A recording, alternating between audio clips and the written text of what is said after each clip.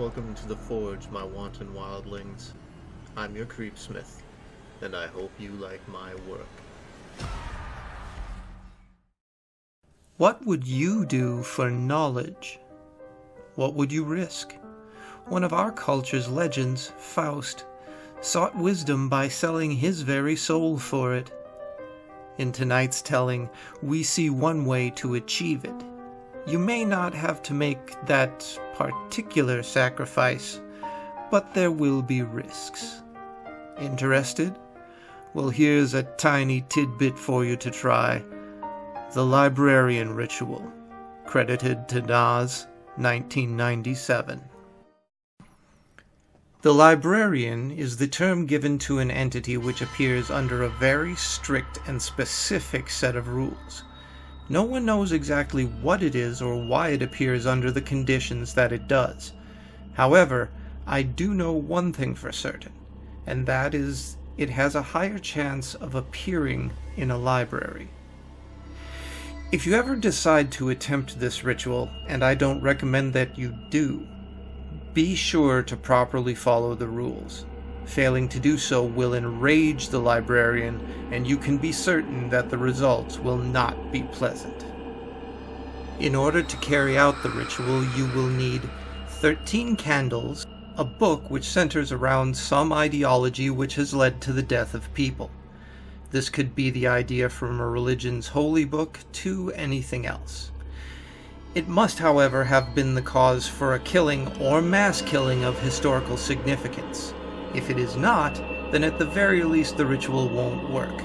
At the worst, the librarian will see it as an insult. A quill. It can be from any bird as long as it's a feather that you can write with. Drops of your own blood, enough to write with and to draw a circle. A small desk or table. A sharp knife, good enough to pierce through the book. Matches, and a handgun with 2 or more rounds of ammunition.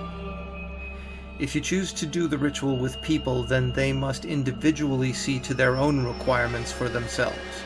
Keep in mind that this ritual can be done in any space from 12 midnight to 4 a.m. It hasn't been recorded to have happened at any other time. If you choose to carry this out, then it's advised that you do it with a group of people for safety reasons. Carrying out the ritual. This will be done in a series of steps. Step 1. Find a spacious area with many exits so that you can escape easily if anything goes wrong during the proceedings of the ritual. Step 2. Place the candles in the center of the room and light each one with a 6-second delay after lighting the last one. Step 3. Position the desk or table in the center of the circle. Step 4. Place your book of choice on the desk or table. Step 5. Take the quill and draw a large circle with your blood on the first page of the book. Step 6. Write your name or names clearly within the circle of blood. Step 7. This is where you must ask boldly, "What is the most powerful weapon?" "Knowledge," will be heard echoing through the halls, depending on where you are. It's believed that this is the librarian's answer to your question. Step 8. Stab the book where you drew the circle. Ensure that your names are touched by the incision. You will not be able to see the librarian, but you will feel the cold pressure of its presence.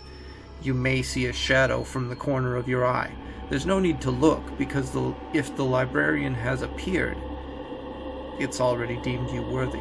You'll only ever truly see the librarian if it wants to attack you. Once you feel the librarian's presence, extinguish all of the candles and burn all of the materials that you used, including the desk and the book, for they are now subject to a curse. As a result of completing the ritual, you will have an enhanced mental capacity beyond that of most.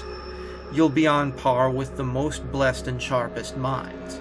The catch is, by doing this ritual, you've signed a blood contract with the librarian. You will feel its presence wherever you go. On hot summer days, you will actually cast 2 shadows, and on long winter nights, it'll loom over you, unseen but present. Other people won't notice this, and you'll likely be driven insane by it. This will apply to all the participants of the ritual. Remember, you must never contact each other after performing it. Oh, and you must have guessed by now that that handgun is only to be used if something goes wrong. If the librarian decides to attack you, then by all means, don't hesitate to shoot it. If a single round has no effect on it, then the rest of the rounds are for you. For death is preferable to what it does to its victims. Huh. A little further than I'd go for knowledge, but you do you. Rather reminds me of my 5th grade teacher. Keep yourself safe till next we meet, wildlings. Stay scary, and make the most of your nights.